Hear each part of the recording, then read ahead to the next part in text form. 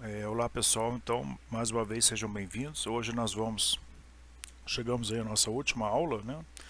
Hoje eu vou gravar a aula para o dia 26 de novembro de 2020, tá? E hoje a gente vai abordar, né, a parte final aí, de maneira mais resumida, de mecânica dos fluidos, né? Visto que EMEI 07 não contempla a transferência de calor, né?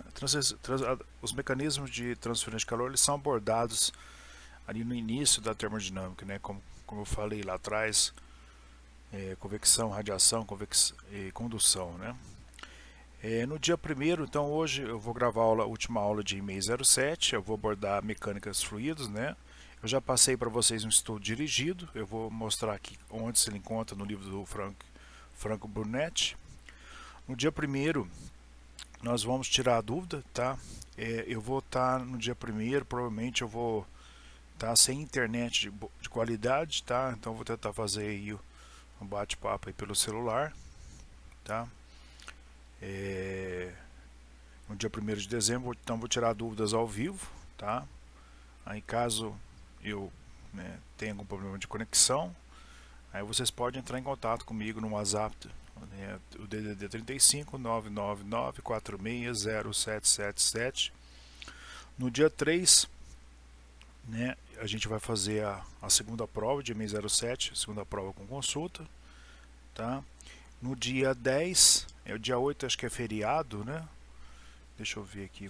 Eu acho que é feriado em Itabira. Isso, dia 8 de dezembro, terça-feira, é feriado em Itabira, tá? Então a gente não vai ter nada no dia 8, tá? Então no dia 10 de dezembro, tá? Nós vamos fazer a revisão, tá? Ou eu faço a gravação, coloco a prova toda revisada, né?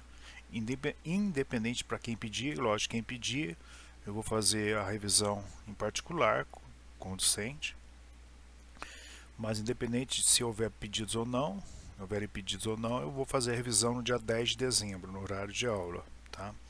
Pode ser ao vivo, se for ao vivo depois eu passo o endereço do Google Meet, tá? Ou pode ser também gravado. E no dia 15, tá?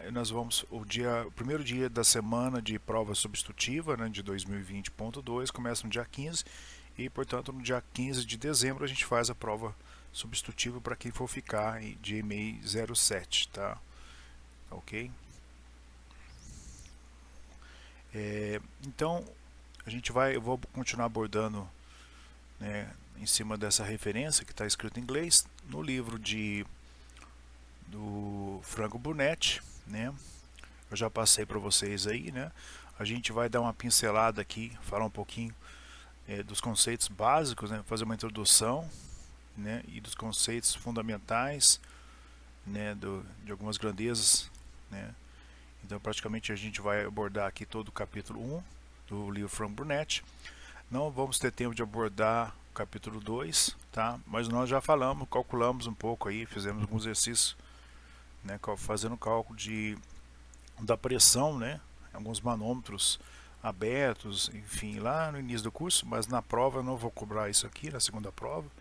Vai cair, se cair na prova substitutiva, de maneira como foi abordado lá atrás, né, a estática dos fluidos. E eu passei um estudo dirigido para vocês, que vai abordar um pouquinho aqui o final do, do, do final não, alguns itens do capítulo 4 aqui, como a equação de Bernoulli, tá? A gente vai falar um pouquinho de escoamentos laminar, que está aqui inserido dentro do capítulo 3 do livro do Franco Brunetti, né? Vamos falar um pouquinho de fluido ideal, fluido real, escoamento laminar, turbulento, né? Cálculo do número de Reynolds. E naquele estudo dirigido, né, engloba esses dois capítulos aqui, né? Aborda, né, está contido aqui nesses dois capítulos, capítulo 3 e 4 do Franco Brunetti, tá? E a gente vai, vocês podem ver aí no estudo que eu passei para vocês, que é um estudo dirigido, né? Tem exercícios resolvidos, exercícios propostos, né? Que é um PDF que eu passei para vocês. Esse PDF aqui, deixa eu procurar aqui, ó. Então esse PDF aqui que eu passei para vocês, que é um estudo dirigido de 57 páginas, tá? Ele faz uma revisão da primeira lei, depois ele apresenta a equação de Bernoulli, né, para fluidos ideais, tá? Ele faz aqui até um exercício utilizando a primeira lei para o volume de controle no regime permanente, tá? E depois ele aplica a equação de Bernoulli a problemas de engenharia, tá? Então aqui ele calcula, por exemplo, a velocidade de saída do fluido nesse reservatório, consequentemente determina a vazão volumétrica através desse orifício, né?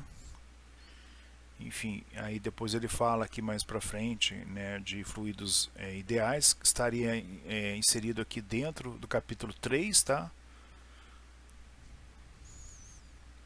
Do livro Franco Brunetti. Tem esse estudo dirigido que eu passei para vocês, tem alguns exercícios escritos à mão, tá? Vou adiantar um pouco mais aqui.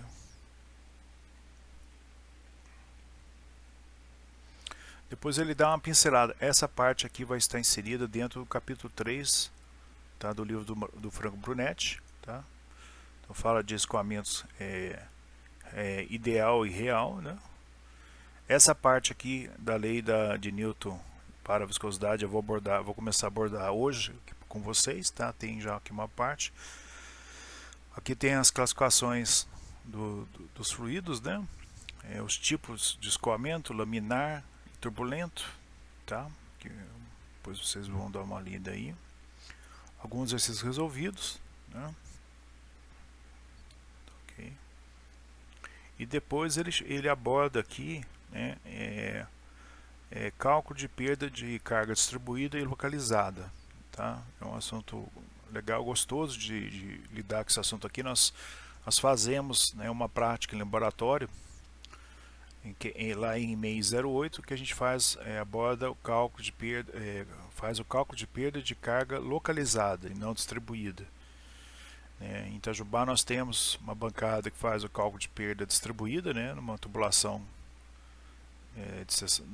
de um tubo de seção circular, distanciado de 1 metro de distância entre um ponto e o outro, tá? Depois aqui a gente tem a gente vai aplicar a equação da energia, né, que ela é deduzida ela é obtida a partir da equação de Bernoulli, adicionando os termos de perda, né? Aí a gente passa a chamar ela novamente de equação de energia, né? Quando aqui a gente tem entre as duas seções que a gente está aplicando a equação de energia ou a equação de Bernoulli envolvendo as perdas, né? A gente tem a presença de uma bomba e depois a gente vai ter a situação que a gente vai ter a presença de uma turbina. Tá? Não sei se tem algum exercício aqui. Aqui as equações para se calcular, fazer o cálculo de perda, tá? Esse diagrama de Moody, o diagrama de Moody para fazer o cálculo do fator de atrito, tá?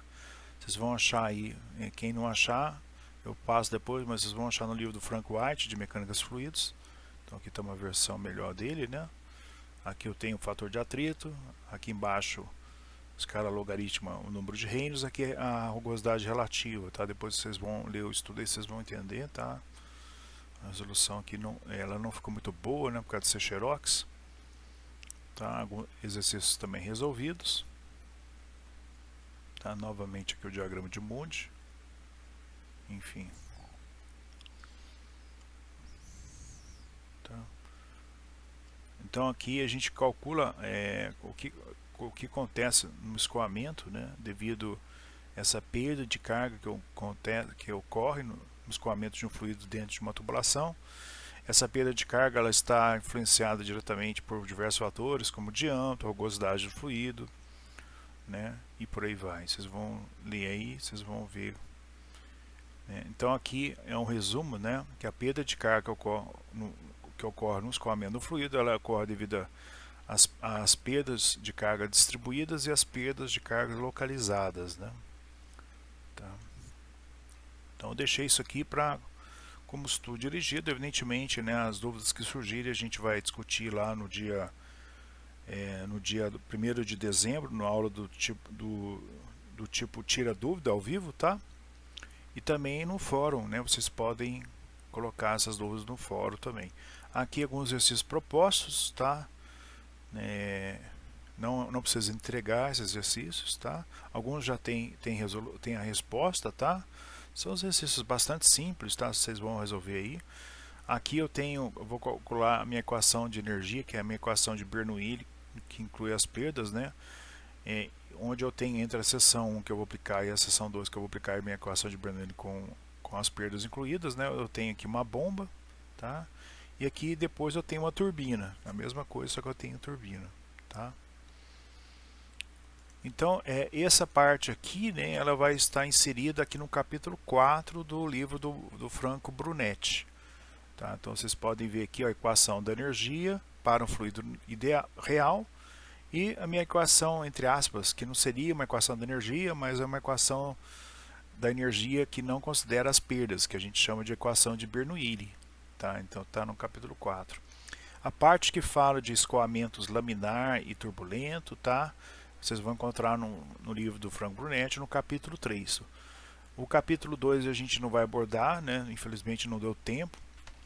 E o capítulo 1 aqui do livro Franco Brunetti eu vou abordar agora, né? Usando aqui esse livro em inglês que a gente tem usado aí nas aulas, tá?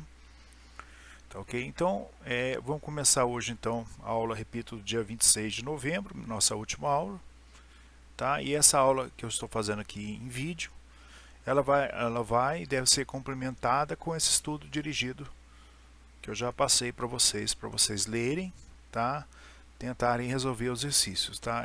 É bem tranquilo, eu tenho certeza que vocês não vão ter dificuldade, tá? O que ele faz aqui é que ele pega a equação da energia, que é a equação da primeira lei da termodinâmica, tá? Utiliza-se de certas hipóteses simplificadoras e obtém-se a partir dela, da primeira lei, né? Aqui, ó, a equação 457, que é a equação de Bernoulli. Então isso facilita, né, na aplicação prática, né, nos cálculos práticos de engenharia no dia a dia.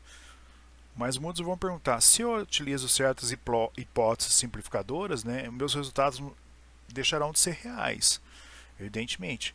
Mas a gente vai ver aqui para frente que são aplicados para os cálculos, né, coeficientes de correção, que é o nosso chamado coeficiente de descarga, tá, que pode variar, né, se o escoamento for laminar ou se o escoamento for turbulento. Então aqui, ó, deixa eu ver se eu tenho algum exercício aqui, ó, usando esse CD, que é o coeficiente de descarga.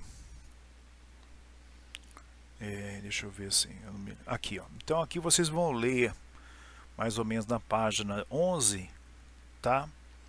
Que acontece? No caso aqui, do cálculo da velocidade na saída aqui do meu reservatório, então tem um reservatório com líquido, aqui tem um orifício onde esse líquido vai sair, né? A gente vai ver aqui, aplicando a equação de Bernoulli, a gente vai obter que a velocidade ali é igual a raiz quadrada de 2 vezes a aceleração vezes essa altura aqui, ó. Essa altura h, que no caso aqui é igual a 4 metros, né? Então vocês vão ver que essa equação é conhecida lá, vocês devem ter visto isso em física, que é o teorema de Torricelli, né?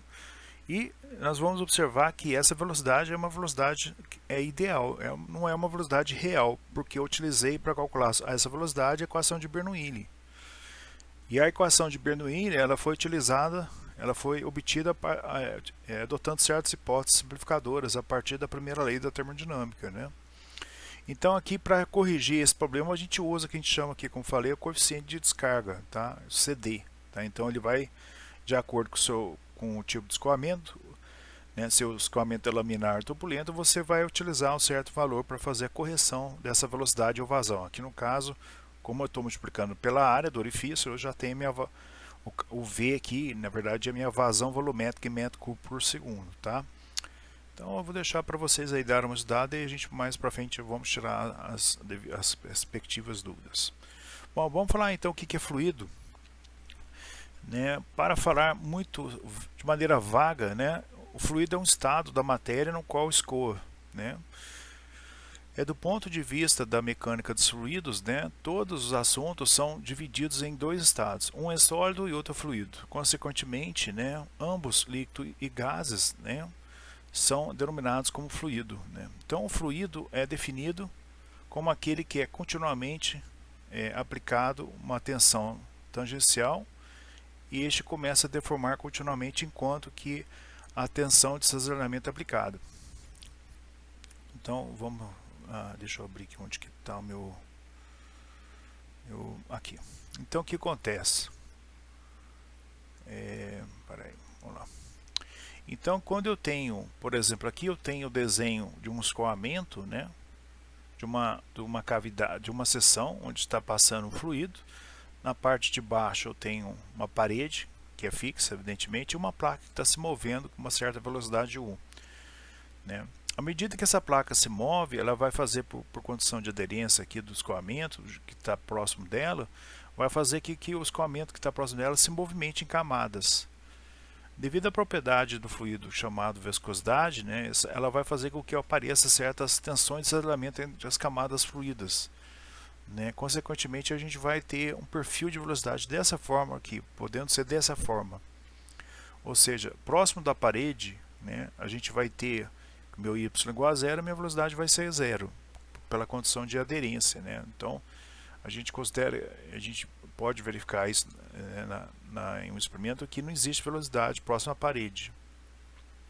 À medida que vai se aumentando o y, né, eu vou ter aumento da velocidade u, né? Esse perfil ele pode ser evidentemente linear, mas também pode ser parabólico, né, como a gente vai resolver ver em exercícios posteriores. E de acordo com essa variação dessa velocidade, né, eu posso ter classificação para os diversos tipos de fluidos, tá? Depois a gente vai falar nisso. Então, quando eu tenho um fluido escoando, né, vão aparecer essas tensões de cisalhamento ao longo das camadas, né? Ela aparece devido à propriedade chamada viscosidade. Por natureza, né, qualquer fluido pode ser real ou ideal. O fluido ideal, né, considera-se que ele não tenha uma viscosidade. Isso é considerado, né, nos estudos a fim de facilitar a aplicação das minhas equações, né, e fazer a análise daquele problema. Ele também pode ser classificado em newtoniano ou não newtoniano, de acordo com o seu comportamento quando eu aplico, por exemplo, né, essa força. Deixa eu ver se está aqui. Quando eu faço a aplicação, eu coloco uma placa, por exemplo, que está se movimentando para a direita sobre um fluido, por exemplo, a água. Outra hora pode ser, por exemplo, uma pasta de dente, né? Então, conforme o tipo de fluido, né, quando aplicado essa condição aqui de velocidade de uma placa submetida a uma certa velocidade U, eu vou ter um comportamento das camadas cisaliantes que ocorrem no fluido, né? Isso vai fazer com que apareça formas diferentes, né, medidas diferentes da tensão de cisalhamento para um certo ponto, de acordo com aquele fluido. Então, conforme eu aplico essa velocidade, né, vai aparecer aqui essa distribuição de velocidade que a gente chama de gradiente de velocidades, tá? Ou seja, eu tenho variação de velocidade U na direção y, tá? É o du dy. Se eu tivesse du dx, seria a minha variação de velocidade na direção x. No caso, a velocidade está variando na direção y. Tá? De acordo com essa variação e de acordo com o tipo de fluido que eu tenho, né, eu vou ter um diferente resultado, né, de acordo com aquele gradiente aplicado da minha tensão de cisalhamento. Isso aqui é o meu tal, que é a minha tensão de cisalhamento em Pascal, Newton por metro quadrado. E aí eu vou classificar meu fluido, né, conforme esse resultado obtido da minha tensão de cisalhamento, quando eu aplico essa velocidade. Então o fluido ele pode ser, no caso, se eu tiver aqui, eu vou falar ali para frente, né, se a minha tensão de cisalhamento variar linearmente, como estou passando o mouse aqui, né, eu vou chamá-lo de fluido newtoniano, que e tem como exemplo o ar e a água. Quando eu tenho outros tipos de fluido, né, eu não vou ter essa variação linear da minha tensão de cisalhamento tal em função do meu gradiente de velocidade, que ele chama aqui taxa de deformação de cisalhamento, tá? Então eu vou denominar esses outros tipos de fluidos com outros nomes, tá?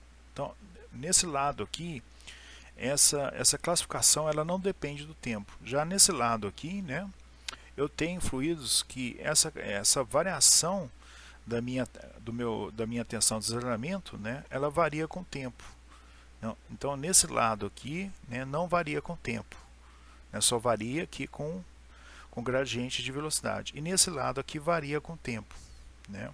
Então a gente vai ver que com o passar do tempo, né, quando minha tensão de desalinhamento diminui, né, eu vou ter meu chamado fluido tixotrópico, tá? Que cortou, tá? E quando a minha tensão, com o passar do tempo, se a minha tensão de desalinhamento aumenta, né, eu vou chamar o fluido de reopético, tá? Que a gente vai ver lá para frente lá. Então, existem dois tipos de fluidos, né, que serão classificados com esses nomes, né? Quando varia a sua tensão de desalinhamento com o tempo, né, eu vou ter, eles serão denominados dessa forma. Quando a minha tensão de desalinhamento não varia com o tempo, né, só varia com o gradiente de velocidade, o meu fluido vai ser denominado como newtoniano ou não newtoniano, que a gente vai ver aqui para frente, tá? E também, aqui eu falo, deixa eu aumentar um pouco aqui, né? O meu fluido ele pode ser compressível ou incompressível, tá? O compressível, né, ele é aplicado para fluidos, por exemplo, na fase gasosa. São fluidos que, quando eu aplico uma pressão, o seu volume varia. Então, a gente tem chamado fluido compressível, por exemplo, o ar. Quando o fluido, nesse caso, né, a massa específica dele varia varia com o tempo, tá? Quando o meu fluido é incompressível, tá, significa que ele não pode, quando eu aplico uma pressão sobre ele, né, o seu volume não varia. Um fluido incompressível, por exemplo, é a água, tá? A água não pode ser comprimida, tá? Então aqui fala ainda que um jeito especial que nenhum fluido é verdadeiramente ideal, né? Nenhum fluido, mas pode ser quase ideal, tá? Então o ideal é, assim como a gente viu lá, abordou lá atrás, né, para ciclos ideais ou ciclos reversíveis, que é o ciclo de Carnot, né? Então são condições que são idealizadas, né, na teoria para facilitar o entendimento, né, para que a gente possa ter um referencial para se buscar, eu preciso me aproximar a eficiência da minha máquina que trabalha de maneira real com um ciclo idealizado lá nos textos de engenharia, né? Bom, aqui o que a gente vai abordar aqui mecânica dos fluidos, né, e sua percepção, né? Então, para os dias de hoje, né, a maioria das atividades são altamente, né, são fenômenos especializados e podem ser incluídos dentro de uma percepção da mecânica dos fluidos, né? Todas as atividades no dia a dia de hoje. Por exemplo, quais serão essas atividades? Eu escrevi em português aqui embaixo. Por exemplo, uma simples respiração. Porque na respiração nós temos escoamento de um fluido que é o ar, né, através do nosso corpo humano. O fluxo sanguíneo, então, o escoamento do sangue, né, pelo nosso corpo, também é outra atividade de uma substância que está escoando, que pode ser estudada dentro da mecânica dos fluidos. Flutuação de navios também pode ser estudada na mecânica dos fluidos. Por exemplo, como que ele flutua, por que ele não afunda. Então ali existe, né, a mecânica dos fluidos estuda, né, o comportamento de navios que flutuam no mar, né? A própria natação, o nado em si também, né, contra a corrente, por exemplo. O movimento de submarinos, o voo de aeronaves Concorde, né, por exemplo, como que uma aeronave que é pesadíssima consegue voar, né? Então tem ali um estudo, né, realizado dentro da ciência mecânica dos fluidos. A distribuição de água em natação, a ação de uma turbina em uma usina hidráulica, o projeto de míssil, né, a rotação de moinho de vento e etc. Então todos esses fenômenos eles podem ser estudados dentro da mecânica dos fluidos. Então eu posso, por exemplo, né, por exemplo, no escoamento, né, do meu fluido numa turbina hidráulica, tentar melhorar a eficiência dessa turbina, ou seja, aumentar, né, o seu trabalho fornecido por uma turbina hidráulica, que é utilizada numa usina, né, para geração de energia elétrica, né. Eu posso também melhorar, né, reduzir o meu coeficiente de arrasto, né, em um veículo automotivo, né. Então eu vou fazer um estudo, né, em laboratório do escoamento que vai ultrapassar o escoamento externo que vai percorrer na parte externa do meu veículo e por aí vai. Fluido como um meio contínuo, né? Contínuo, né, é uma idealização da descrição contínua da matéria e propriedades da matéria consideradas como função contínua das variáveis de espaço. Na concepção molecular, né, existem espaços intermoleculares, né, mas uma aproximação contínua, né, a conglomeração real das moléculas separadas ocorre, né, deixando nenhum espaço dentro da matéria ou do sistema, né. Então, o que acontece? Do ponto de vista microscópico, né, nós podemos ter o efeito molecular sobre o cálculo das grandezas. Isso que ele quer dizer, a grosso modo. Quando eu não faço eu não olho de uma maneira microscópica para a minha substância, né, nós vamos adotar o nosso domínio como meio contínuo, né, onde eu tenho um valor numérico, né, para a minha dada propriedade, que é no caso aqui a massa específica, né. Assim como lá a gente verificou que na termodinâmica existe a termodinâmica, né, clássica e aquela que aborda, né, faz uma abordagem do ponto de vista microscópico, né, da mesma forma que nós vamos estudar os nossos fluidos no domínio contínuo, né, não de maneira microscópica, tá? Aqui ele fala assim, tanto em líquidos, sólidos ou gases podem ser analisados através de uma aproximação como meio contínuo, tá? Então eu notei que nós vamos analisar nossa substância como meio contínuo, ou seja, a nossa visão será macroscópica, assim como tratamos lá atrás na ciência termodinâmica. Aqui ele coloca assim, ó, em líquidos, né, a força coesiva entre as moléculas são fortes o suficiente que a massa inteira do líquido pode comportar-se como uma massa contínua da substância, tá? Então, líquidos podem ser analisados através de uma aproximação contínua. Isso é verdadeiro também para os sólidos, né? Mas ele fala aqui que em caso de gases, né, a história é um pouco diferente. O caminho livre médio de um gás é uma distância média das moléculas entre duas colisões sucessivas. Se esse caminho livre médio de um gás é menor que 1 sobre 100 enésima parte de um comprimento característico, que o gás pode ser considerado contínuo e pode ser analisado através de uma aproximação contínua. O desvio de um gás qualquer de um valor mínimo cessará a sua forma contínua, tá? Isso é só para fins de conhecimento, né? A gente vai adotar, né? Analisar a nossa substância como meio contínuo, né?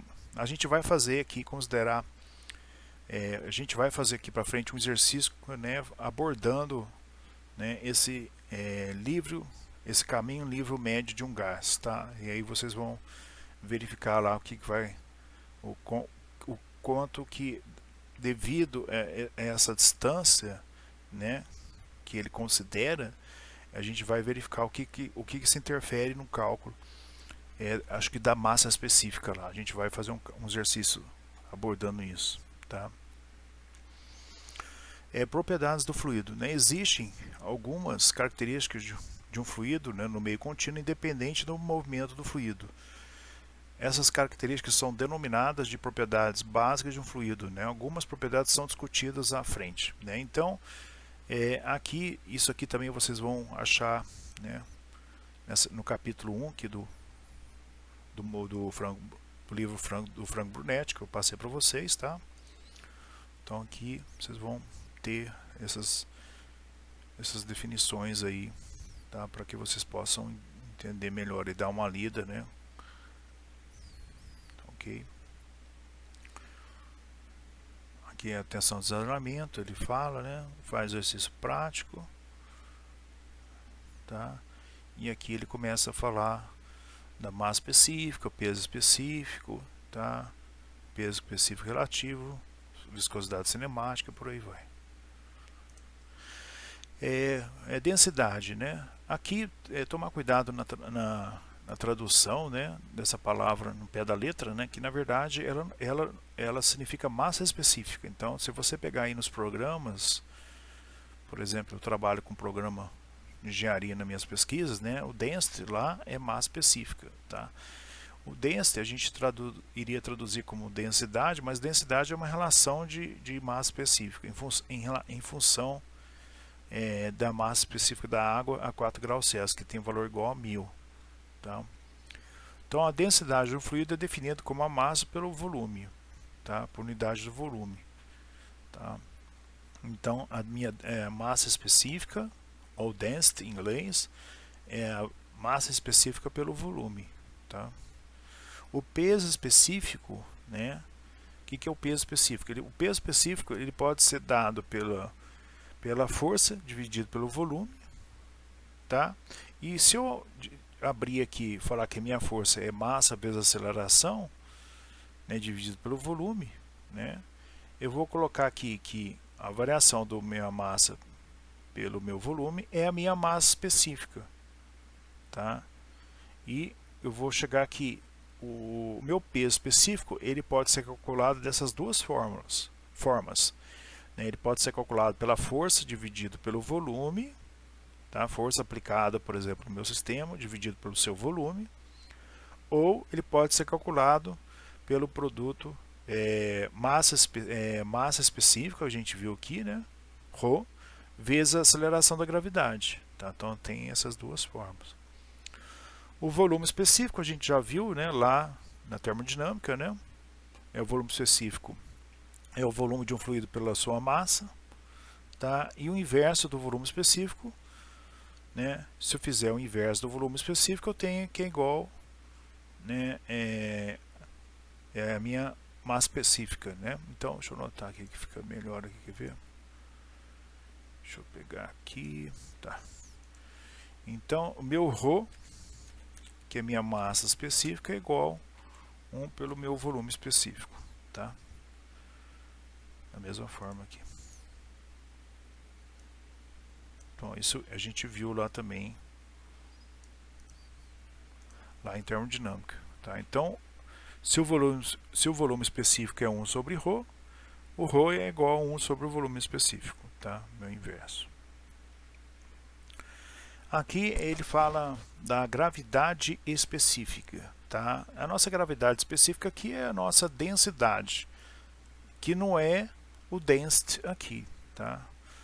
O density aqui é massa específica. O density aqui, a unidade dele, tá, é kg por metro cúbico. A nossa densidade aqui é uma relação de peso específico ou relação de massa específica. Em relação, como eu falei ali atrás, agora há pouco, a massa específica da água, 4 graus Celsius, que tem um valor igual a 1000. Tá? Então ele fala aqui que a gravidade específica de um líquido, S, é a razão de sua densidade, que no caso é a massa específica, ou peso específico para a água sobre condições de padrões de pressão e temperatura. A pressão padrão é 1 atm e a temperatura padrão é 4 graus Celsius. Então, que no caso aqui, repito, né, a massa específica da água 4 graus Celsius, né, a gente vai colocar aqui 1000 kg por metro cúbico. Então aqui a gente chama esse S simplesmente de D e é dimensional. Né? Então a gravidade específica aqui é a nossa densidade. Tá? Então a gente vai encontrar muito isso, principalmente lá na hora de calcular as pressões, usamos manômetros, né? Que é abordado aqui no capítulo 2, Frank Brunetti, em estática dos fluidos, né? Tá? Que a gente abordou um pouquinho lá atrás. Né? Então a gente vai sempre conhecer, vai ser sempre fornecido, né, a densidade do mercúrio, que é 13,6 adimensional. Então, por exemplo, se eu quiser, como a gente viu lá atrás, quiser calcular a massa específica do mercúrio, né, eu vou isolar aqui a minha massa específica do líquido, eu vou multiplicar o S pela massa específica da água, 4 graus Celsius, que é igual a 1000.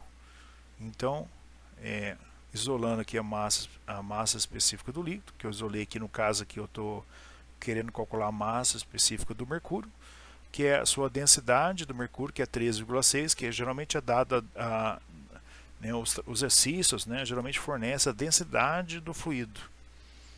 E no caso do mercúrio, não a sua massa específica direto. Então sempre a gente tem que fazer esse cálculozinho aqui. Então a massa específica do mercúrio é igual à densidade do mercúrio, que ele chama aqui de gravidade específica, vezes a massa específica da água, que é esse valor aqui, ó, que eu estou passando o mouse, que é 1000. Então a massa específica do mercúrio é 13.600 kg por metro cúbico. Né? Então a gente utiliza lá, né, em estática dos fluidos, para calcular a pressão usando diversos tipos de manômetros, a gente usa esse valor aqui. Geralmente o mercúrio é muito utilizado como fluido manométrico. Tá? Aqui, né, até nessa teoria aqui é abordado um pouco, né, a viscosidade e a lei de Newton da viscosidade, tá? Nesse estudo dirigido que eu passei para vocês. Então tá aqui mais atrás. Vamos ver onde é que está aqui.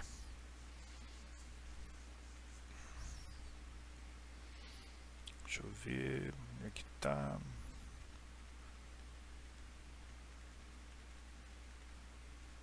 Vamos ver. Então tá aqui, ó, tá? Então nesse estudo dirigido que eu passei para vocês, vocês vão encontrar também falando da lei de Newton para a viscosidade, tá ok? Tá bom? Então a viscosidade é a sua propriedade do fluido, tá? É o efeito do qual é melhor entendido quando o fluido está em movimento. Então, para quem entender o que é a propriedade de viscosidade, né, a gente coloca, né, submete o fluido com uma certa condição, como nesse caso aqui é uma placa plana que está submetida a uma certa velocidade. Então imagina que você, como eu falei agora há pouco, né, você tem uma parede fixa, né, que está escoando, por exemplo, uma certa substância, vamos supor, por exemplo, um óleo, e eu coloco em cima desse óleo uma placa e aplico a essa placa uma certa velocidade de U, constante. Tá?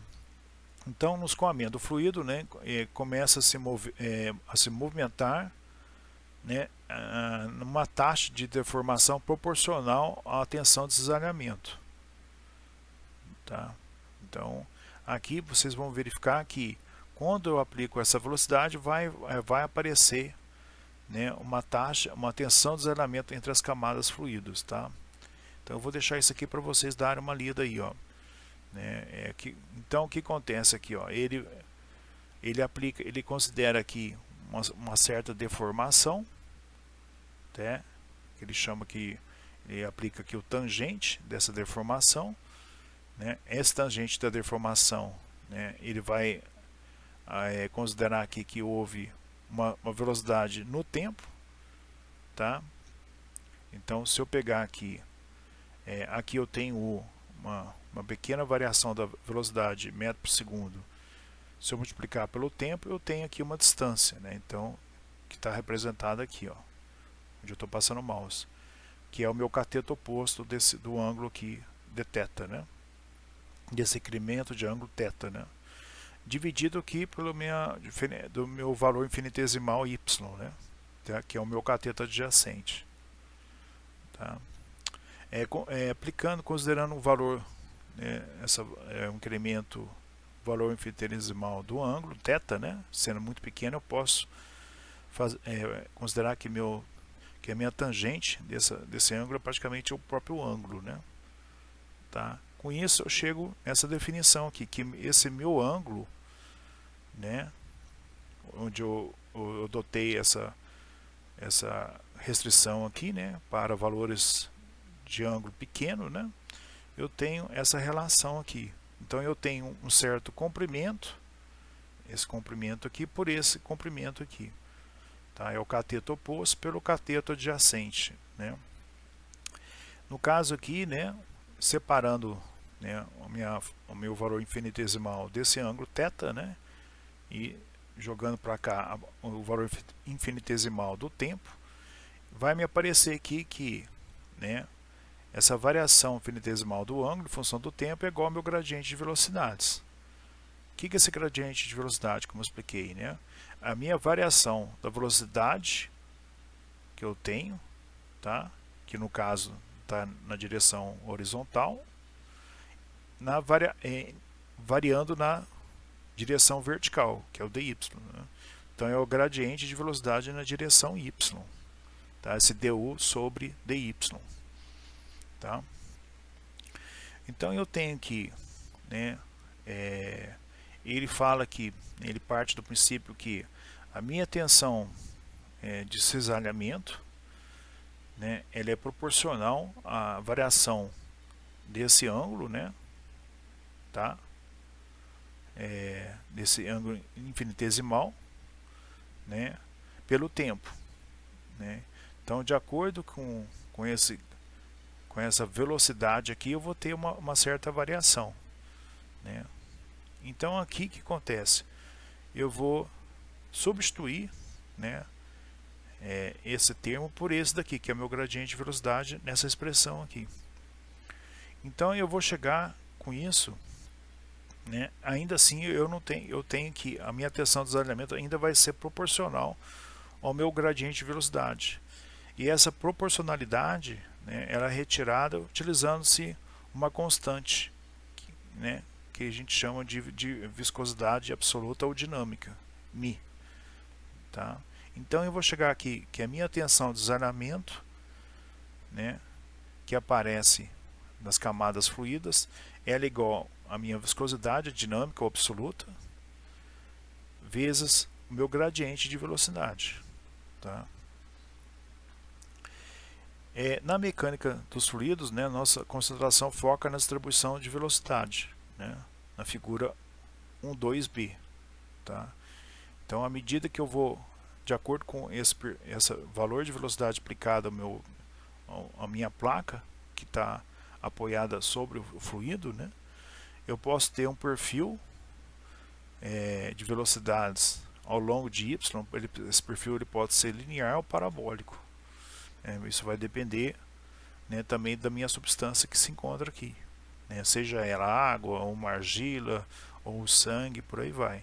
Então ele fala aqui no início que essa situação de colocar uma placa e movimentar mesmo com uma certa velocidade, ou é para tentar entender melhor o que significa viscosidade do fluido, né? Tá? Então o tal, que é a minha tensão de desalinhamento, é dada em Pascal, que é Newton por metro quadrado.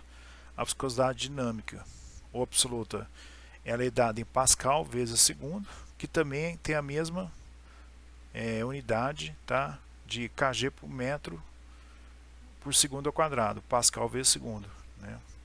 E o gradiente de velocidade, né, fazendo uma análise dimensional dele, a sua unidade é 1 sobre segundo. Então a gente vai ver que aqui o segundo vai cortar e eu vou ter resultante final que a minha tensão de desalinhamento, a unidade dele é em Pascal ou Newton por metro quadrado. Tá? Então essa relação é a famosa lei da viscosidade de Newton, né, estudada lá pelo cientista Sir Isaac Newton, né, que foi proposta lá em 1687. Né, a constante de proporcionalidade que foi inserida, né, aqui na equação 1.5a,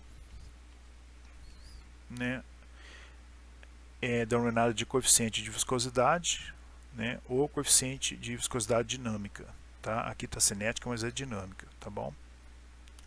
Dimensionalmente, né, ela é massa ml-1 t-1.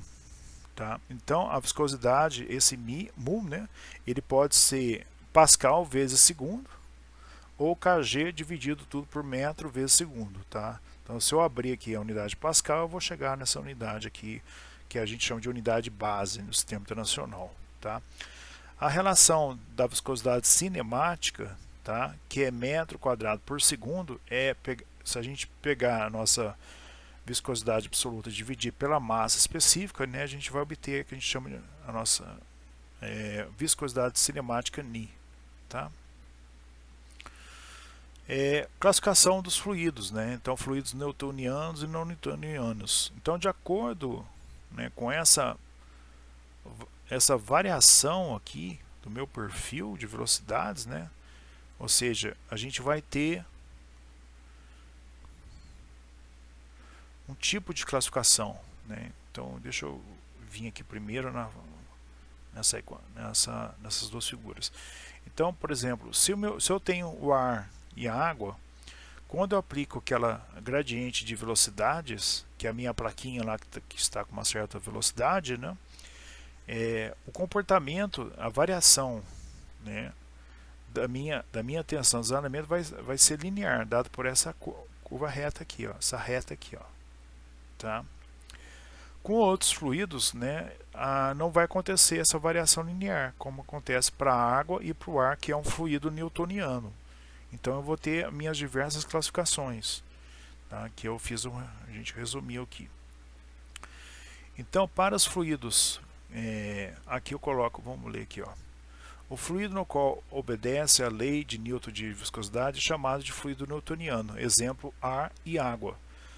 Existem certos fluidos no qual a relação linear entre a tensão de desalinhamento, né, e a taxa de deformação ou gradiente de velocidade não existe. Esses, né, são especificados como fluidos não newtonianos, né, e isso também é de vários tipos, né? Isso é também para vários tipos, no qual é mostrado na árvore abaixo. Então, o que a gente tem aqui? Para os fluidos não newtonianos, né, então a gente tem duas classes, como eu falei. As que não dependem do tempo e as que dependem do tempo, né? Então, aqui os fluidos tixotrópicos, né, podem ser batom, algumas tintas. Os fluidos reopéticos, né, eles são, por exemplo, solução de bentonita, suspensões de gesso em água. Os fluidos não newtonianos, que não dependem do tempo, tá? Então eles estão aqui, ó, que não depende do tempo, tá aqui, e que depende do tempo, eles estão aqui, tá? Então podem ser, por exemplo, se eles forem de acordo com a variação, por exemplo, dilatante aqui, ó, tá? Então a forma como varia quando aplica aquela velocidade sobre minha placa, né? Então a forma como varia a minha tensão de desalinhamento é dada por essa curva aqui, que são meus fluidos não newtonianos dilatantes, aqui onde eu estou passando o mouse, né? Quais são exemplos desses fluidos não newtonianos que são dilatantes, que não depende, a variação da tensão de desalinhamento ela não depende do tempo, tá? Por exemplo, areia movediça, manteiga, tinta de impressão. Se eu tiver outra classificação dos meus fluidos não newtonianos, são os plásticos de Bingham, tá?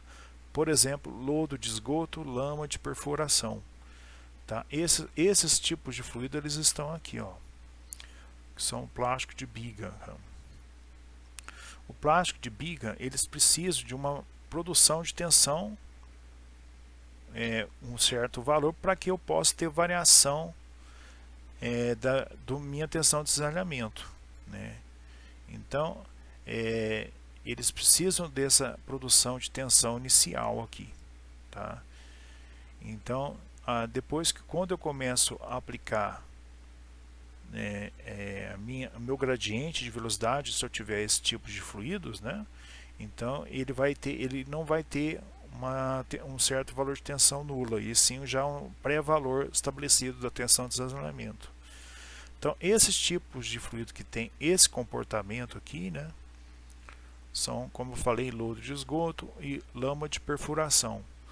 Os fluidos não newtonianos, que não dependem do tempo, né, que são chamados pseudoplásticos, como exemplo são gelatina, o nosso sangue, o leite e, por exemplo, também pasta de celulose, né. Os pseudoplásticos, eles têm esse comportamento aqui, ó, né, a variação deles.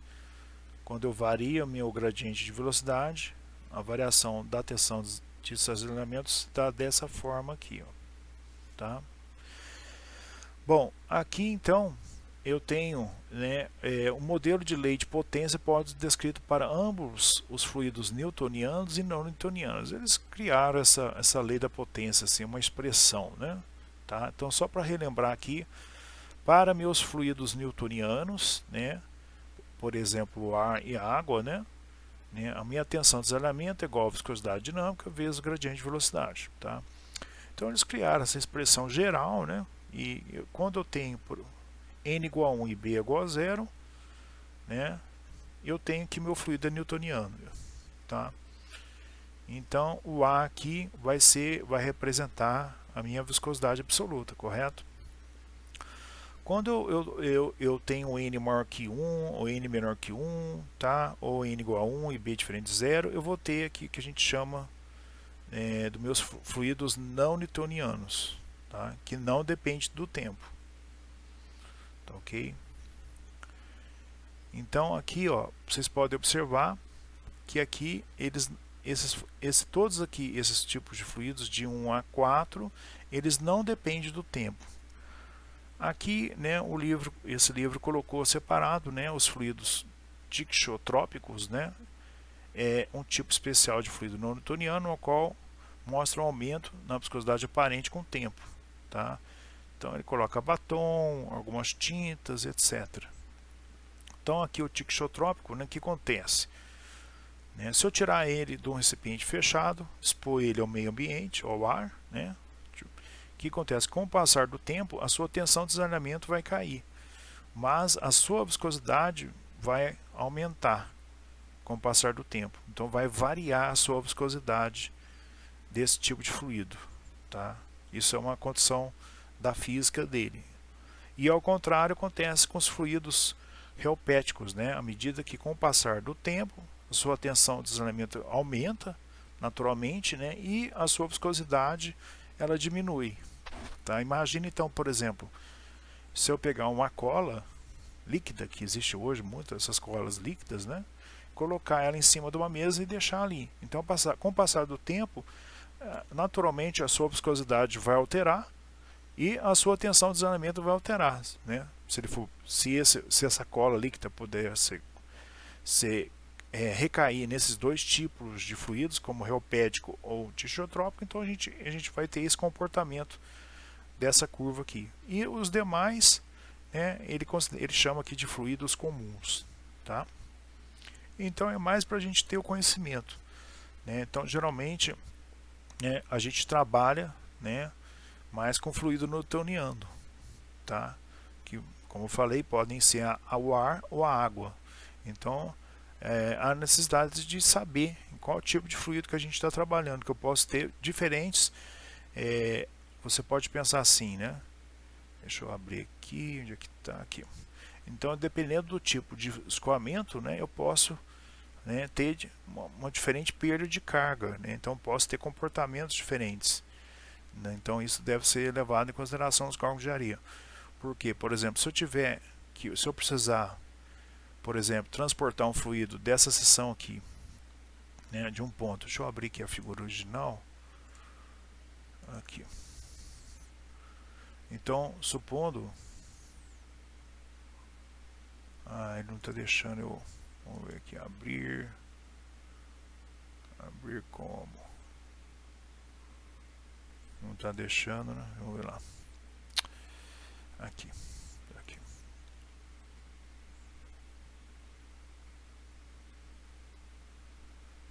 Então, por exemplo, o que eu quis dizer,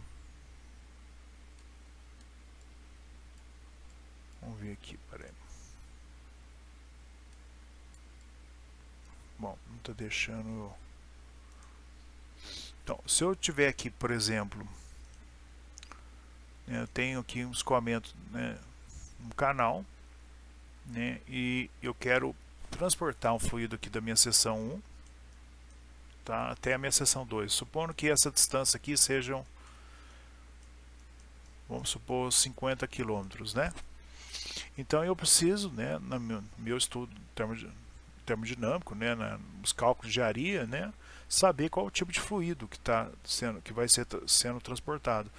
Então, de acordo com esse tipo de fluido que estiver aqui sendo transportado, né, eu vou ter que, aplicar aqui uma certa força, ou especificar um certo tipo de bombas, né, para que eu possa conseguir transportar ele dessa seção 1 para a seção 2, considerando que haverá perda de carga entre esses dois pontos, né.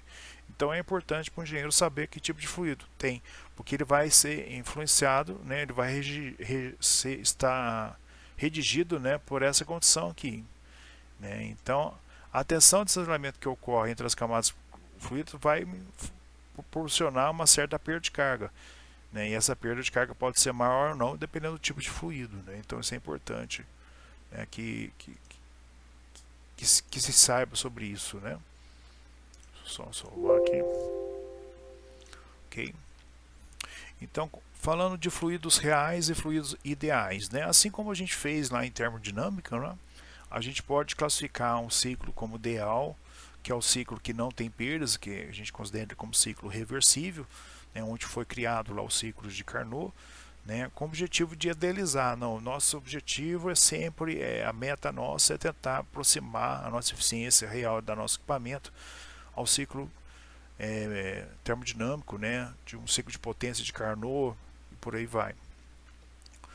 No caso das denominações de fluidos reais e ideais, se passa pela mesma coisa, porque se eu considerar que o meu fluido é ideal, considera-se que ele não tem viscosidade, a viscosidade nele é zero. Isso não existe na prática, mas isso vai ser útil, que vai possibilitar a gente tratar ele de uma maneira com equacionamentos mais simples, né? E depois a gente faz as devidas correções, como eu falei lá, por exemplo, que é o coeficiente de descarga que a gente pode introduzir nos cálculos, por exemplo, da velocidade, né? Eu falei aqui para frente, deixa eu ver se eu acho rápido aqui.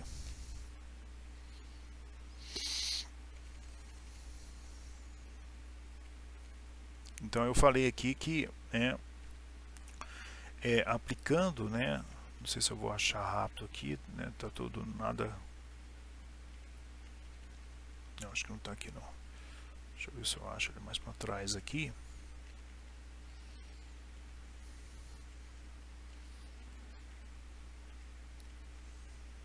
Aqui, vamos ver. Então, se eu for aplicar, né? Deixa eu ver se está aqui.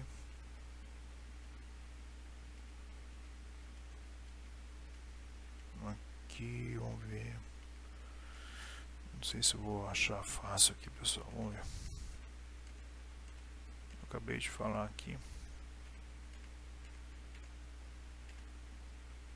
Aqui.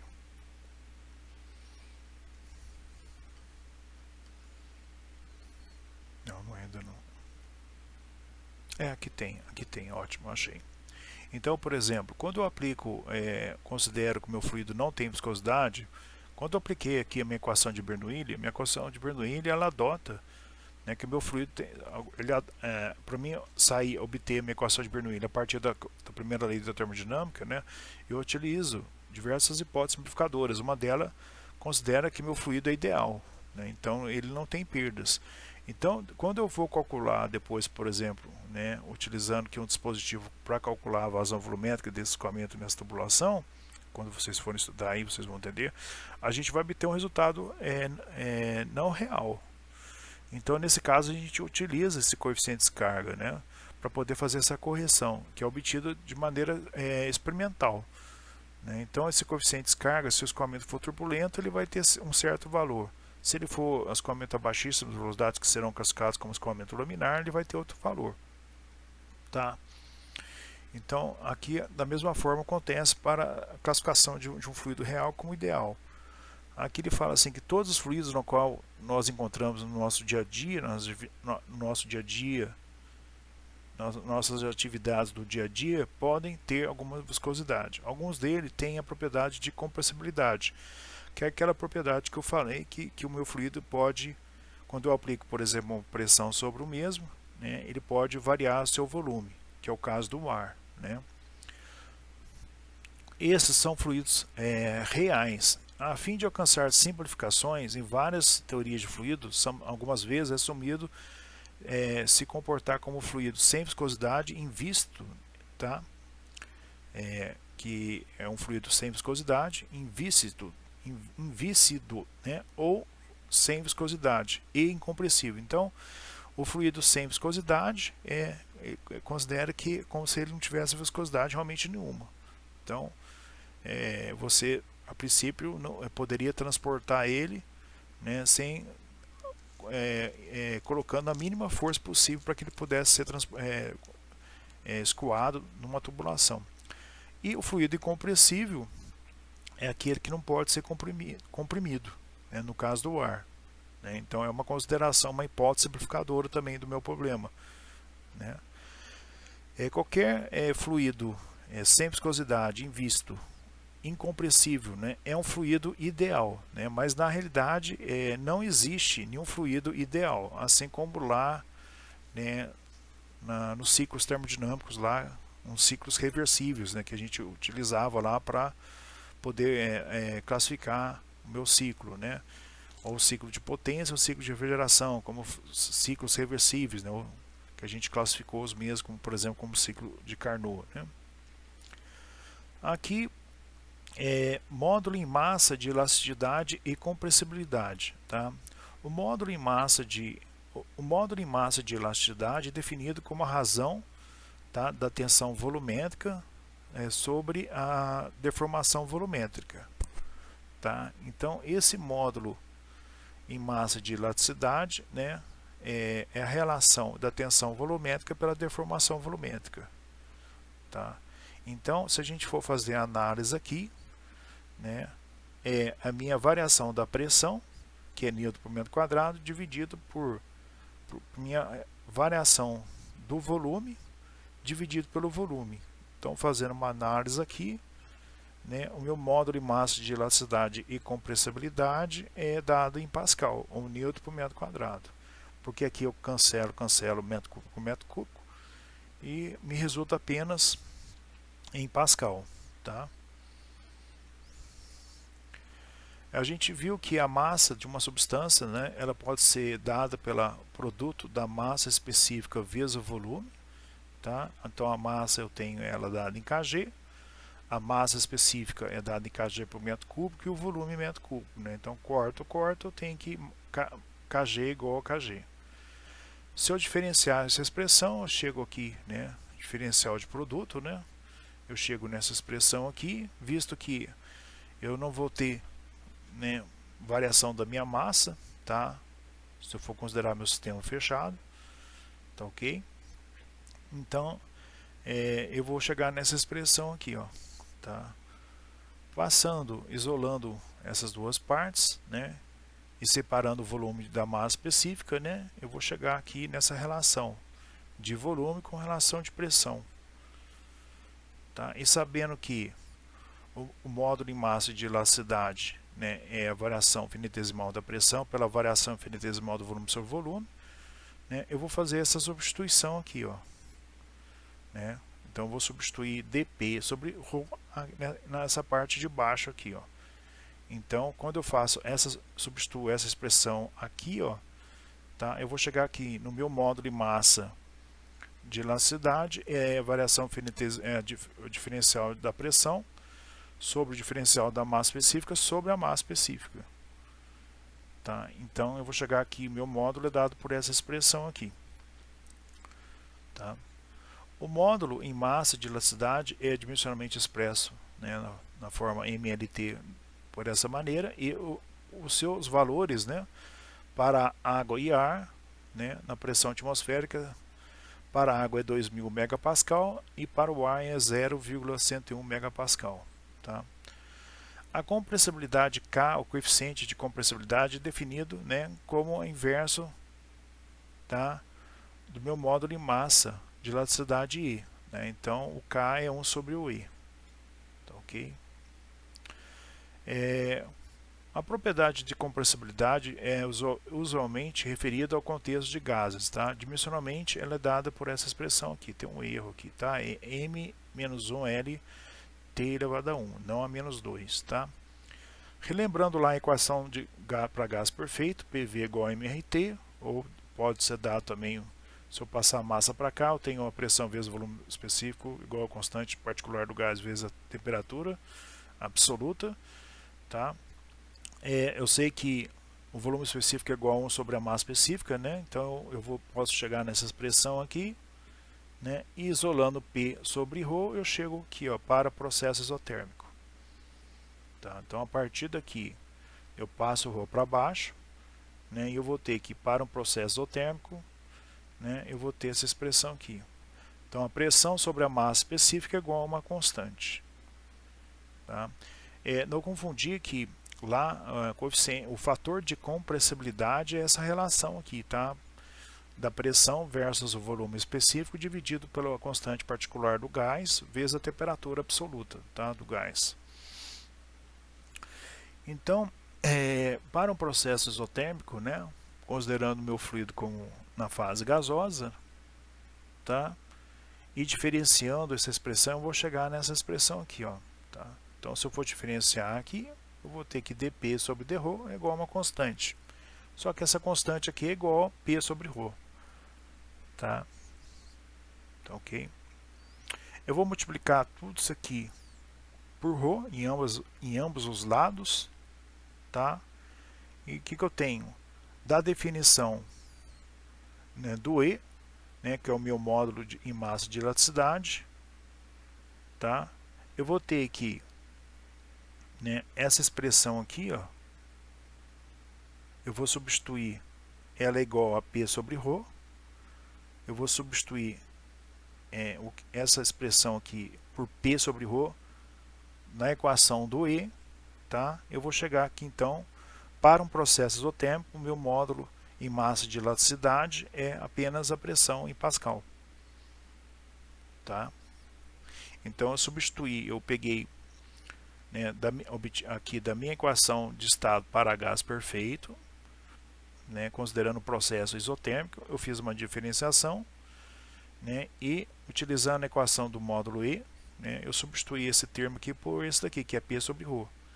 Substituindo P sobre ρ aqui, ó, onde eu estou passando o mouse, eu chego, cancelo o ρ e chego que o meu módulo E é igual a apenas a pressão para um processo isotérmico.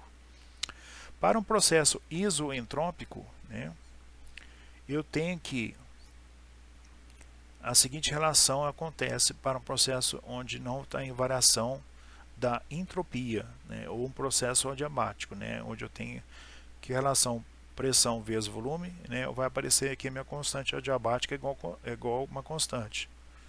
Se eu dividir essa expressão aqui pela massa, né, eu chego nessa expressão aqui, né, onde eu tenho aqui que o volume, agora vai aparecer, em lugar do volume, vai aparecer o volume específico. Tá? Passando o volume específico elevado a constante diabática para baixo, né, eu vou chegar nessa expressão aqui. Ó. Tá? Novamente, essa expressão aqui, né, diferenciando ela, né, o que eu vou ter? Eu vou ter que diferenciar não só de um lado a pressão, de outro lado a massa específica. Né? Então, se eu for diferenciar isso aqui, em ambos os lados, tá, eu vou chegar nessa expressão aqui. Então, eu vou ter o P, vou diferenciar, vou ter dP, e o ρ eu tenho que fazer a derivada, né, em função, considerando que eu tenho aqui agora, aparece aqui minha constante diabática, né? Então eu vou chegar nessa expressão aqui, ó. Então eu tenho dP aqui e dρ do lado direito aqui. Dividindo essa expressão por dρ, eu vou chegar nessa outra expressão aqui, né? Cancela aqui o dρ, vou chegar nessa expressão. Então eu vou pegar, né, essa parcela aqui, né, o dP dρ, e substituir aqui no módulo. Tá? E aí eu vou chegar, né, nesse resultado aqui, ó. Tá? Então o que acontece? Ó, eu vou pegar esse resultado aqui, né, eu fiz a derivada, tá? Passei, fiz uma manipulação matemática aqui e substituí isso aqui, né, essa parcela aqui, que é igual a essa daqui, né, no módulo em massa de elasticidade E. Tá? Ok? Então, fazendo essa substituição aí, né, e fazendo cortando aqui as massas específicas, né, eu desprezei essa anotação do livro aqui, eu vou chegar aqui para um processo isoentrópico, né, o meu módulo em massa de elasticidade E é igual à minha constante diabática vezes a pressão. Então essa é a única diferença. Para um processo isotérmico, né, o meu módulo em massa de elasticidade é igual à própria pressão. E para um processo isoentrópico, meu módulo em massa de elasticidade E é igual à minha constante diabática, né, vezes a pressão. Tá?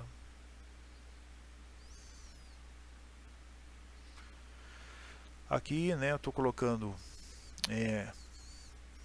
um resumo que eu fiz aqui, né, na classificação, quando eu for falar de número de Mach, né, que é um número já conhecido da gente, né, aquele avião está voando sobre o número de Mach e tal. O número de Mach, né, é muito útil, né, é um parâmetro adimensional útil para análise de escoamentos, especificamente aqueles escoamentos que são compressíveis, né, onde a massa específica varia com o tempo. Tá? A gente viu que o fluido compressível, o que é um fluido compressível? Eu falei lá atrás, por exemplo, quando ele está submetido a uma certa pressão, o volume do gás é reduzido. Então a gente tem que, meu fluido é considerado como fluido compressível, né? E o fluido que não tem viscosidade, né, a viscosidade dele é igual a zero, é uma idealização, evidentemente, ele pode ser chamado também de invícido, tá? Ou não viscoso. Então o número de Mach, né, outra grandeza importante, né, é a velocidade do escoamento do fluido dividido pela velocidade do som no meio. Tá? E a gente tem, de acordo com o seu valor calculado, tá, a gente tem várias classificações que podem ser dadas para ele. Tá? Então, por exemplo, se eu tiver aqui meu fluido tem número de Mach menor ou igual a 3, ele é considerado como escoamento subsônico e incompressível. Ele pode ser considerado incompressível, ou seja, a sua massa específica não varia com o tempo. Tá? Aqui na verdade faltou um D. Faltou um D que derrou, tá? Aqui fica melhor apresentado. O seu derrou DT não varia com o tempo, é zero, tá? Então ele é considerado como fluido incompressível. De acordo com a sua variação, né, se o número de Mach calculado do meu escoamento tiver entre 0,3 ou 0,8, o escoamento é considerado subsônico, né? Se tiver entre 0,8 e 1 é subsônico, escoamento subsônico transônico, né? E por aí vai. Se o meu número de Mach for maior que 3, né, meu escoamento é considerado hipersônico. Tá? Aqui eu não vou abordar a tensão de superfície do líquido, tá, pessoal? Eu vou pular isso aqui. Nem capilaridade também. Tá? Então aqui tem um resuminho, né, das dimensões, das suas unidades. Tem para massa específica, peso específico, volume específico, a densidade, tá? Viscosidade dinâmica ou viscosidade cinemática, o módulo em massa E, tá? Que a gente acabou de ver, e a compressibilidade, tá bom? A tensão superficial a gente não vai abordar. Então aqui tem, né, alguns exercícios que vocês podem fazer, tá? Não há necessidade de entregar, tá, ok? Tem aqui a resolução deles, tá? O 15 e 16 não precisa entregar, tá? E aqui também esse exercício de complementar também não precisa entregar, tá? Vamos aqui abordar alguns exercícios, tá? Deixa eu ver se está gravando. Ok. Um disco circular de diâmetro D, tá? Levemente rotacionado em um líquido, né, de viscosidade μ, né, uma pequena distância h, né. Então eu tenho aqui um disco, tenho aqui o seu eixo, né, aqui está meu disco, ele está rotacionando em cima aqui de um chão, uma base, né, e entre o disco e essa base eu tenho, né, um líquido com uma certa viscosidade, tá? E essa distância, né, ele coloca aqui que o valor dele é fixo, né, numa superfície, né, seu valor é h, tá? Ele está pedindo aqui, tá, pessoal, para deduzir Deduza uma expressão para o torque necessário para manter uma velocidade ômega, né, desse meu disco, né? Então ele está rotacionando, tá, em cima de uma superfície que tem um óleo, né, e essa distância entre o disco e a superfície é uma distância h. Então vamos aqui considerar um elemento anular, né, um certo anel, um elemento circular, né, na forma de um anel de largura dr, tá? Então se a gente tem uma vista aqui por cima, né, a gente vai ter uma coisa, deixa eu ver se eu consigo aqui, então a gente tem aqui o disco, né, opa, mal feito, hein, e aqui a gente tem esse anel aí com um certo, ficou muito legal não, né? Deixa eu ver se ele consegue fechar aqui um círculo, né? Acho que se eu fizer um círculo direito aqui, aí ele fechou. Aqui a gente tem, vamos ver se ele fecha. Fechou. E aqui. Vamos ver se ele fecha aí. Fechou. Não ficou muito bom não, mas então aqui essa distância aqui, né, é que ele coloca lá. Essa distânciazinha aqui, né, é que ele chama de dr, tá? Então, relembrando lá da lei de resfriamento de Newton, lei de viscosidade de Newton, né, é a tensão igual a minha viscosidade vezes o meu gradiente de velocidade, né? O tal aqui então é a minha tensão de cisalhamento, tá? Eu tenho que a minha pressão, né, a gente sabe que ela é igual a força sobre a área, tá? A minha pressão, ou pode ser também a minha tensão, né? Se eu isolar aqui a minha força, eu tenho que a minha tensão ou pressão vezes a área igual a minha força, né? Só que eu estou trabalhando aqui, né, eu vou calcular a minha força, depois eu vou integrar, né, infinitesimal, né, sendo aplicada aqui nessa região aqui, né, ou nessa área aqui, ó, que eu fiz mal feito aqui, né, tá? Então eu vou ter que a minha tensão vezes a minha força, desculpe, então a pressão é igual a força sobre a área, tá?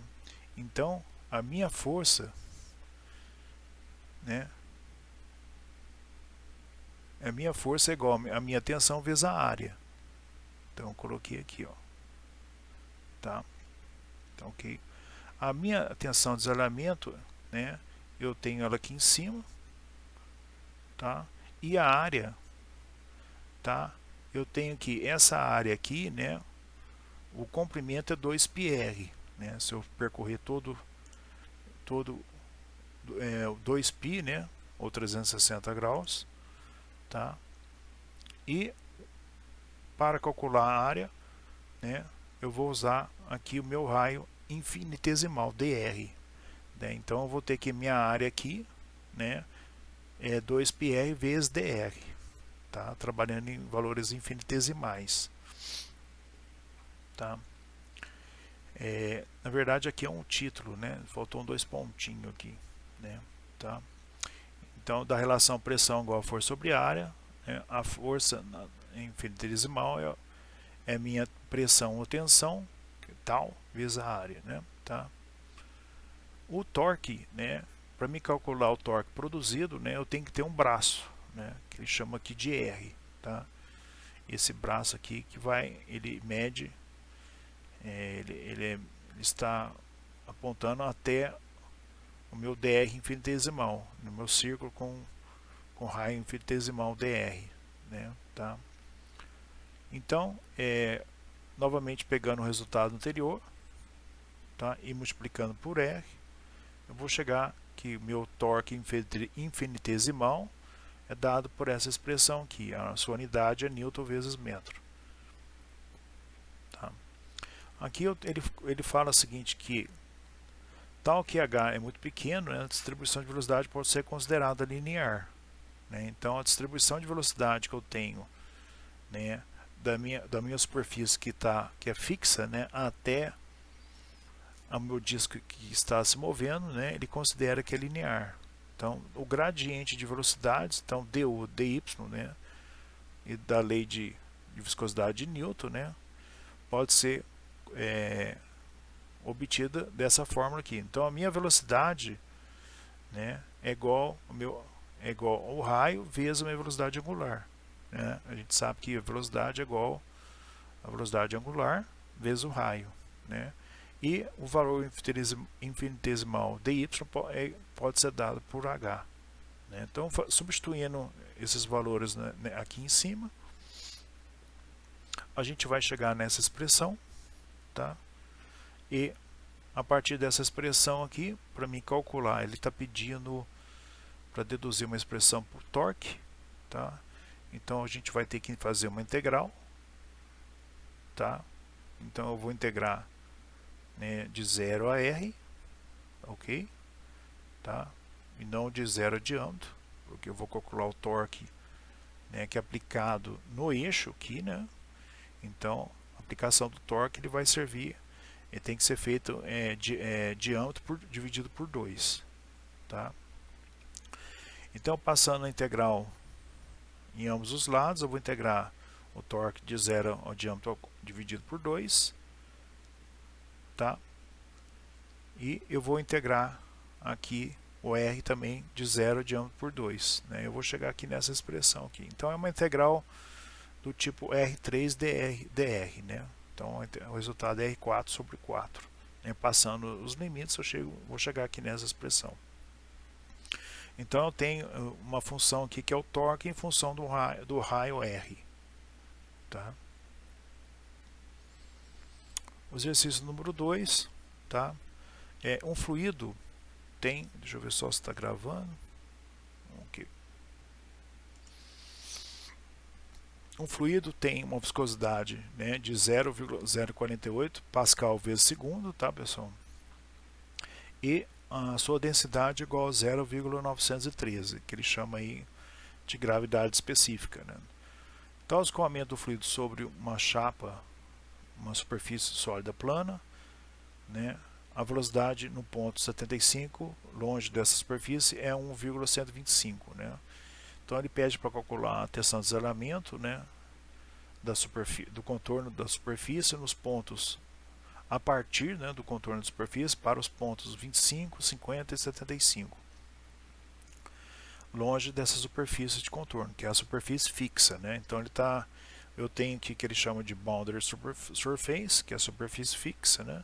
E ele pede, né, eu tenho que o escoamento de um fluido, né, que vai me provocar, vai me apresentar esse perfil de velocidade. Aqui eu tenho ele uniforme, ora ele vai considerar esse perfil como sendo parabólico, tá? E ele pede para calcular a tensão de desalinhamento, né, nessas cotas, né, y igual a 25 milímetros, y igual a 50 e y igual a 75 milímetros.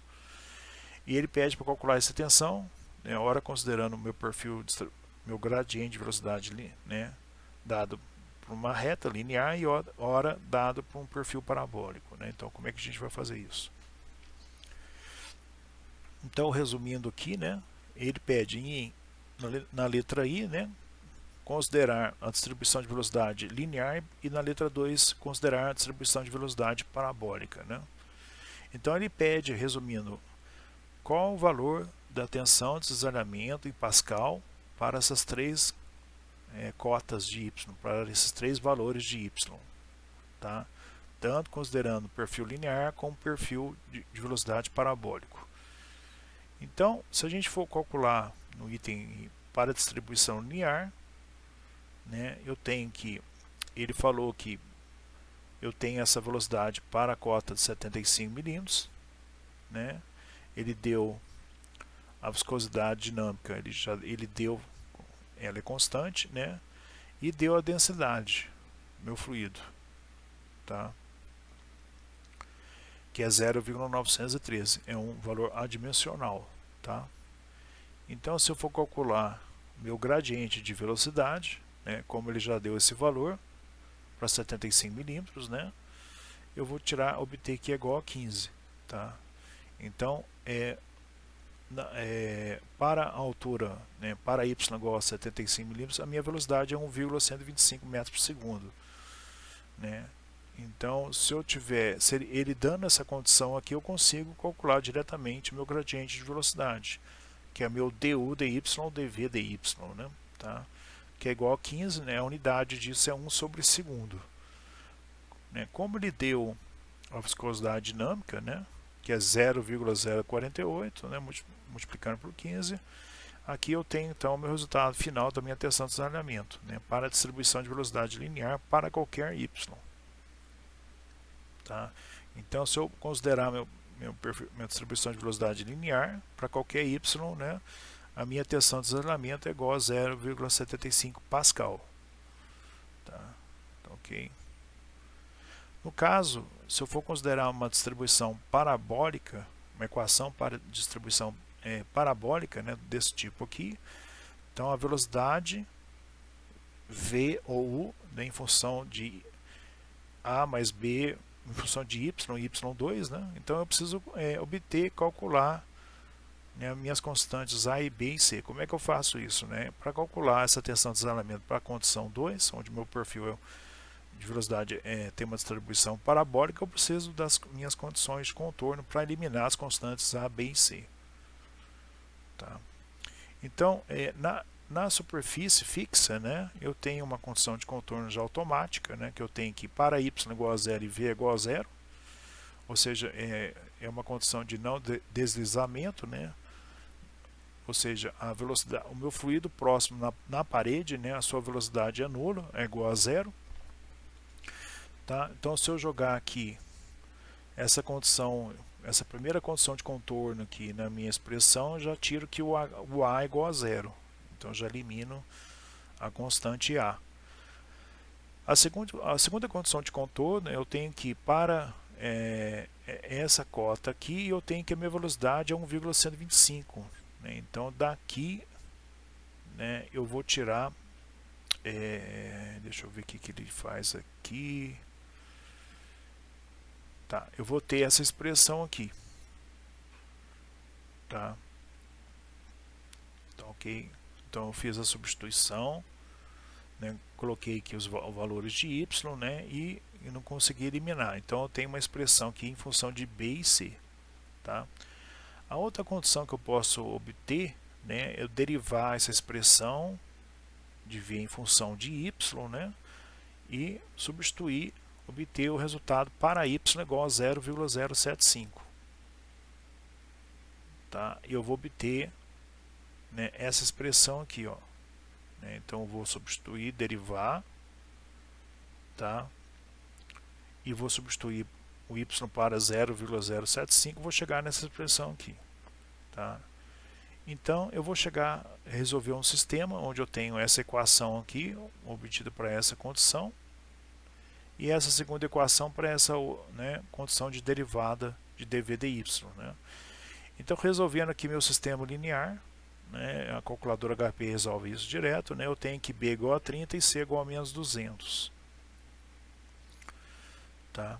Então, tendo os valores de A, B e C, né, eu vou chegar aqui, meu gradiente de velocidade, considerando o perfil parabólico, é 30 menos 400y. Tá? Então, ele está pedindo no item 2 do exercício, né, quais são os valores das tensões de desalinhamentos para cada y. Para 0, para 0,025 metros, para y igual a 0,050 metros e para y igual a 0,075 metros. Aqui tem um erro, né? Aqui também tem um erro aqui. Então eu tenho aqui, né, meu valor da viscosidade dinâmica fixo dado no problema, né, o meu gradiente de velocidade considerando a distribuição de velocidade parabólica, né, e o meu perfil de velocidade U. Tá? Então eu tenho aqui meu perfil de velocidade U. Então eu obtive ele também, que é 30y menos 200y2. Tá? Então eu tenho meu gradiente, considerando meu perfil parabólico, e tenho minha velocidade, meu perfil de velocidade U. Aqui ele chama de V, mas eu coloquei como U aqui, tá? Então, ok. Então o que acontece? Depois que eu calculei os coeficientes A, B e C, eu substituí ele aqui em 1, né, e obtive aqui o meu perfil de velocidade U em função de Y. tá? E agora basta substituir, né, fazer os cálculos aqui da tensão de desalinhamento, né? O μ, que é a viscosidade, é constante, né? E os gradientes de velocidade, basta, né, fazer a substituição de valores, né? E eu vou encontrar aqui os valores requeridos aqui, tá? Então eu não tenho mais um valor da tensão de desalinhamento constante se o meu perfil é parabólico, meu perfil de velocidade é parabólico, ao contrário do item 1, tá? Onde eu tinha um valor constante, né, para a distribuição de velocidade linear, tá? Então depois vocês dão um pause aí, vocês chequem certinho como foi realizado. Pessoal, já são 1h30 de aula, tá? Eu vou passar aqui os exercícios que eu preparei para vocês, tá? E vocês dão uma olhadinha aí, qualquer dúvida a gente vai discutir lá para a aula não ficar muito cansativa. Então aqui é o exercício número 3, tá? Eu fiz bastante anotações aqui para ficar mais fácil a compreensão do mesmo, tá? Coloquei umas fórmulas aqui para a gente relembrar. Ele está pedindo a viscosidade do líquido, tá? Então tem aqui um cilindro, tá? Esse cilindro, deixa eu ver se ele está rotacionando. Tá, ele está rotacionando e aqui eu tenho uma certa espessura de 0,01, onde tem um fluido, tá? Entre esse cilindro, onde esse cilindro está com uma certa rotação, né? Então aqui tem aqui as paredes fixas, né? E ele pede para calcular a viscosidade do meu fluido que se encontra nesse local aqui e aqui também, entre a parede fixa e o cilindro que está rotacionando, tá? Então a gente encontrou aqui o valor de 0,39 Pascal vezes segundos, tá? Então depois vocês dão uma olhadinha aí. O exercício número 4, tá? Eu também fiz aqui, tá? Eu tenho o perfil de velocidade laminar, está escoando no tubo redondo, né, de seção circular, né? Ele dá o perfil de velocidades, né, tá, desse escoamento desse fluido. A velocidade é laminar. A velocidade laminar significa que o escoamento acontece para baixas velocidades e ele pede para calcular a tensão de cisalhamento, tá? Quando o óleo com viscosidade tal, velocidade tal, no tubo de diâmetro tal. Então ele pede a tensão de desalinhamento para, considerando que o meu fluido tem uma viscosidade tal, uma velocidade U de 4 metros por segundo e o raio da tubulação é igual a 0,075 metros, tá? Então vou deixar para vocês aí darem uma estudada aí. Podem usar o print screen e a pausa no vídeo, tá? Eu também fiz mais um exercício aqui, analisei mais um exercício, tá? Número 5, né? Ele pede para determinar o E, que é o módulo em massa de elasticidade, que é dada por essa expressão aqui, e o fator de compressibilidade, que é o K, que é o inverso do E, né, da água, né, considerando que ela esteja na pressão atmosférica igual a 1 vezes a pressão atmosférica, tá? E considerando que a sua pressão seja 100 vezes o valor da pressão atmosférica, tá? E a pressão atmosférica, né, ela é igual a 1 atm, ou 1,0132 vezes 10 a quinta Pascal, tá? Então eu vou deixar aqui o pause para vocês, tá? Para vocês, fiz umas anotações para facilitar também a compreensão do exercício, tá? Ok, vamos aqui para a parte final do exercício.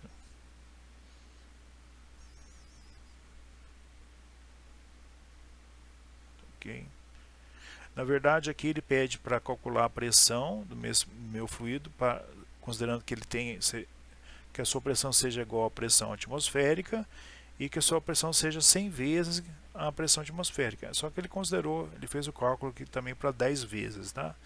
Ele pediu para uma vez a pressão, para que a sua pressão seja igual a uma vez igual à pressão atmosférica, e para que a sua pressão seja igual a 100 vezes a pressão atmosférica. Depois ele considerou também de 10 vezes, tá? Mas aí para 10 vezes aqui não há necessidade, né? Ele fez aqui, mas ele não pediu aqui no problema, né? Talvez, sim, ele pediu sim, é verdade. Eu que confundi aqui, pediu sim, tá bom, desculpe. Então ele pediu para 1, para 10 e 100 vezes a pressão atmosférica. Então tá certo.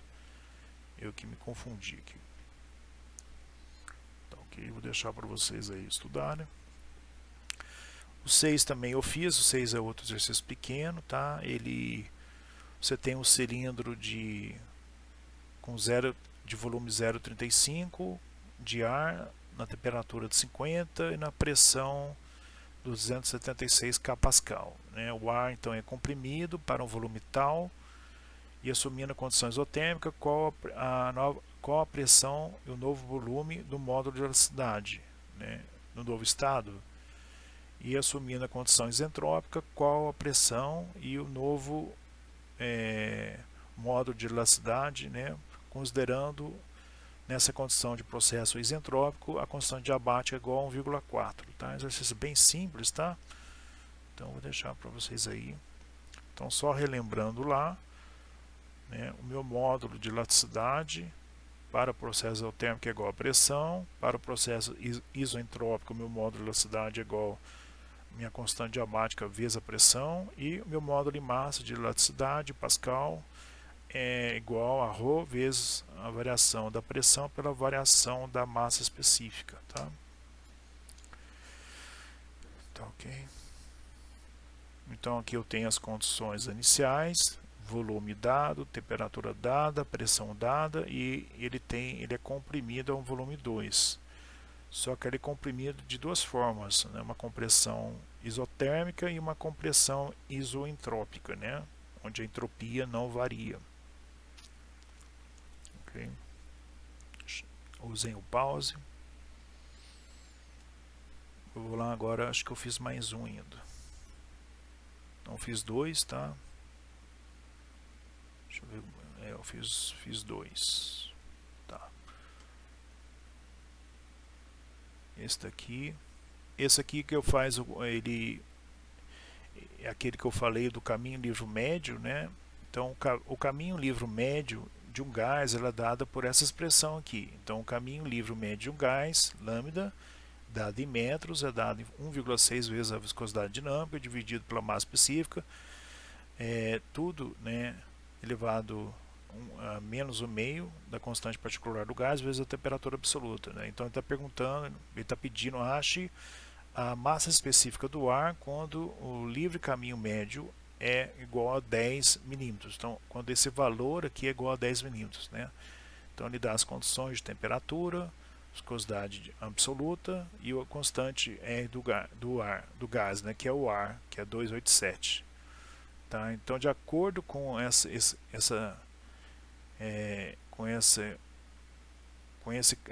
livre caminho médio do gás, né? Então eu tenho variação no cálculo da minha massa específica, né?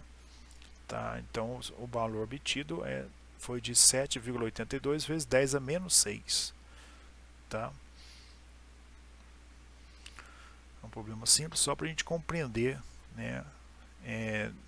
Se eu posso, né, com esse valor de 10 milímetros, considerar meu fluido do ponto de vista microscópico ou macroscópico, né? Aqui o exercício 8, tá? Exercício mais... Tá, vou deixar vocês aí também usando pausa, tá? Fiz várias anotações para ajudar aqui na compreensão. Espero que ajudem vocês também. Aqui tem um pedacinho. Tá, usem o pause. E aqui ele fecha aqui, ó. O exercício que ele pede o torque, a potência transmitida, tá? Ele quer em quilowatts, ele divide por 1000 aqui, entre esse 1000 aqui para... E aqui, esse foi o último exercício então, tá bom? Então pessoal, eu agradeço aí a presença de todos, infelizmente, né, a gente procura aí tentar fazer o melhor possível, né? Eu adotei, né, o objetivo é da gente adotar esse texto, vou deixar parado aqui, né? Esse texto em inglês é ajudar mesmo, né, na língua de vocês aí no inglês, que é muito importante, tá? E tomar cuidado também nas traduções, no pé da letra, né? Tá? A gente vai estar aí disponível aí nas datas, tá, para tirar as dúvidas.